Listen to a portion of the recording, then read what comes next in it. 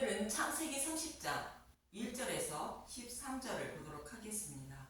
비라와 실바의 아들들. 야곱은 자신이 사랑하는 라헬을 얻기 위하여 7년을 며칠같이 여기며 일했지만 레아를 먼저 얻었고 라헬을 위하여 7년간 외삼촌을 더 섬기게 됩니다.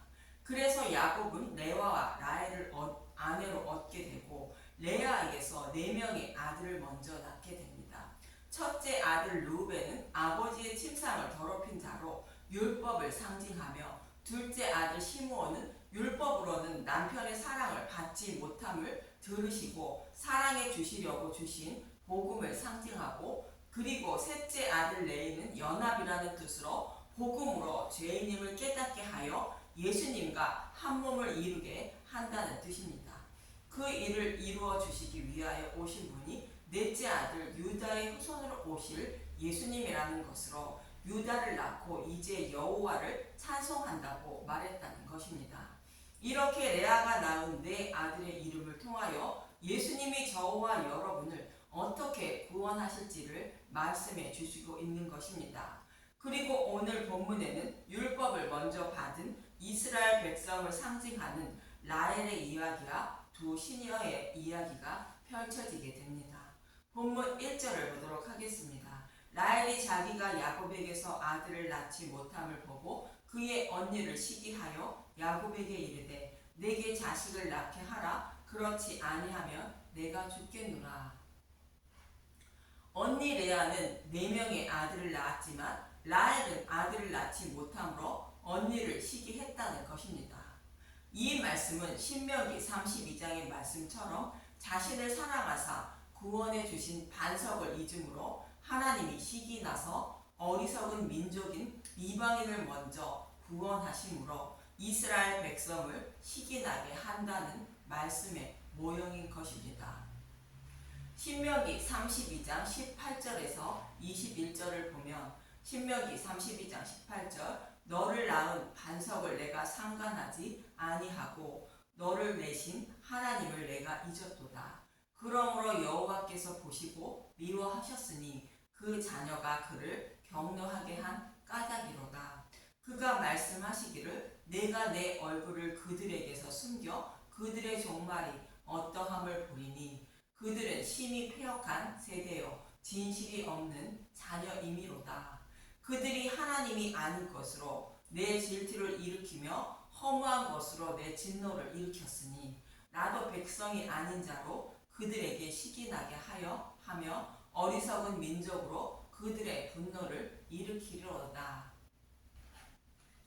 하나님은 유월절 양의 죽음으로 애굽에 있던 이스라엘 백성을 구원하신 유월절 양을 곧 복음의 말씀을 잊음으로 하나님도 그들에게서 얼굴을 숨기고 이방인인 레아 먼저 구원하신다는 것입니다. 그래서 이스라엘 백성을 곧 라헬을 시기나게 하신다는데, 하나님이 얼굴을 숨긴다는 것은 복음의 말씀을 깨닫지 못하게 하신다는 뜻입니다. 이러한 의미로 이방인을 상징하는 레아가 4명의 아들을 먼저 얻게 되자 이스라엘 백성을 상징하는 라헬이 언니를 시기했다고 말하는 것입니다.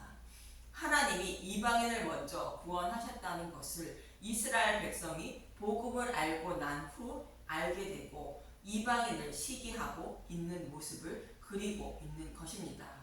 그럼 이스라엘이 왜 먼저 구원을 받지 못하게 되는지 이사야서 29장 9절에서 14절을 보도록 하겠습니다. 이사야서 29장 9절 입술로는 공경하나 마음은 떠났다. 너희는 놀라고 놀라라. 너희는 맹인이 되고 맹인이 되라. 그들의 취함이 포도주로 말미암음이 아니며 그들의 비틀거림이 독주로 말미암음이 아니니라. 하나님이 유대인의 지도자들의 맹인이 된 눈을 그대로 두어 술 취한 사람처럼 횡설수설하는 말씀으로 하나님의 양을 치게 된다는 것으로 진리의 말씀을 알지 못해 자신의 소견으로 해석한 다른 복음으로 백성을 가르치게 된다는 뜻입니다. 그 이유를 이어지는 10절은 이렇게 말씀하십니다. 이사야 29장 10절 대저 여호와께서 깊이 잠들게 하는 영을 너희에게 부어주사 너희의 눈을 감기셨음이니 그가 선지자들과 너희의 지도자인 선견자들을 덮으셨습니다. 저와 여러분을 포함한 모든 인류는 날 때부터 영적인 맹인으로 태어나 하나님의 도움이 없으면 복음의 말씀을 보아도 들어도 깨닫지 못한다는 것입니다. 근더 이스라엘 백성의 지도자들에게 복음의 말씀을 깨닫는 지혜를 주지 않으신다는 것으로 맹인된 눈을 그대로 두신다는 뜻입니다. 그래서 율법에 곧 성경의 말씀을 본다고 할지라도 봉화책이 되며 율법의 성경의 말씀을 읽지 못한다는 것으로 진리의 말씀을 깨닫지 못한다고 이어지는 11절은 말합니다. 이사야 29장 11절 그러므로 모든 계시가 너희에게는 봉화책의 말처럼 되었으니 그것을 그를 아는 자에게 주며 이르기를 그대에게 청하노니 이 일을 읽으라 하면 그가 대답하기를 그것이 봉해졌으니 나는 못 읽겠노라 할 것이요 또 그 책을 글 모르는 자에게 주며 이르기를 그대에게 청하노니 이를 읽으라 하면 그가 대답하기를 나는 그를 모른다 할 것이니라. 주께서 이르시되 이 백성이 입으로는 나를 가까이 하며 입술로는 나를 공경하나 그들의 마음은 내게서 멀리 떠났으니 그들이 나를 경외함은 사람의 계명으로 가르침을 받았을 뿐이라. 그러므로 내가 이 백성 중에 기이한 일 곧 기이하고 가장 기이한 일을 다시 행하리니 그들 중에서 지혜자의 지혜가 없어지고 명철자의 총명이 가려지리라. 하나님이 이스라엘 백성의 지도자들의 맹인된 눈을 그대로 두심으로 율법의 곧 성경의 말씀을 통하여 진리의 말씀을 찾지 못하고 자신의 소견으로 해석한 다른 복음을 말씀으로 백성을 양육한다는 것입니다. 유대인들이 하나님을 섬기는 모습을 생각하면 무슨 말씀인지 잘 이해하실 것입니다. 이렇게 하신 이유는 입술로는 하나님을 사랑하고 공경한다고 부르짖고 있지만 그들의 마음으로는 예수님에 대하여 알아 천국을 소망하려는 마음이 아닌 이 땅에서의 삶을 위하여 하나님의 이름을 부르며 사랑한다고 외치고 있다는 것으로 하나님을 우상처럼 섬기고 있다는 뜻입니다. 그래서 이들에게는 가장 기이한 일을 행하신다는 것으로 복음을 아는 지식인 지혜를 깨닫지 못하게 하신다는 것입니다. 저와 여러분이 예수님을 믿되 어떠한 목적으로 예수님의 이름을 불러야 하는지 깨닫게 하는 말씀입니다. 저와 여러분이 아무리 하나님의 이름을 부르며 하나님을 간절히 찾을지라도 하나님의 뜻과 다른 목적으로 하나님을 찾으면 만나주지 않는다는 뜻이며 구원받지 못한다는 뜻입니다. 그래서 유대인들에게 복음을 전하는 것을 막고 이방인에게 먼저 복음을 전하게 되었다고 사도 바울은 사도행전 13장 45절에서 47절은 이렇게 말합니다.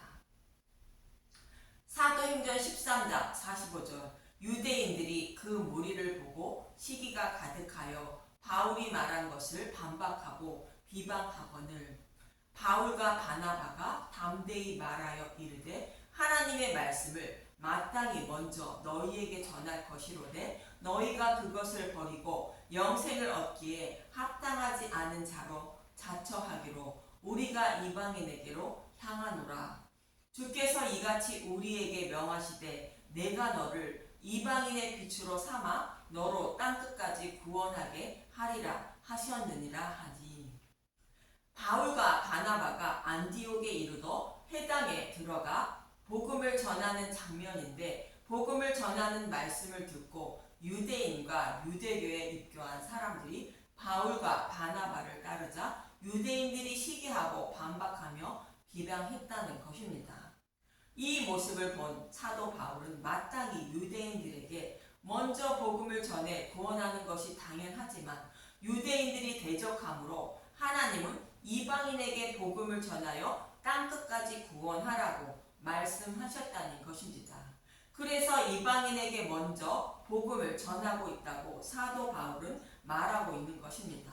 이처럼 유대인이 먼저 구원받지 못하는 모습을 유대인을 상징하는 라헬은 먼저 아들을 낳지 못하고 있는 모습으로 그리고 있고, 이방인을 상징하는 레아가 먼저 아들을 낳자 언니를 시기했다고 말씀하시는 것으로 이방인이 먼저 구원받자 그 후에 복음을 알게 된 후에 유대인이 이방인을 시기하는 모습을 그리고 있는 것입니다.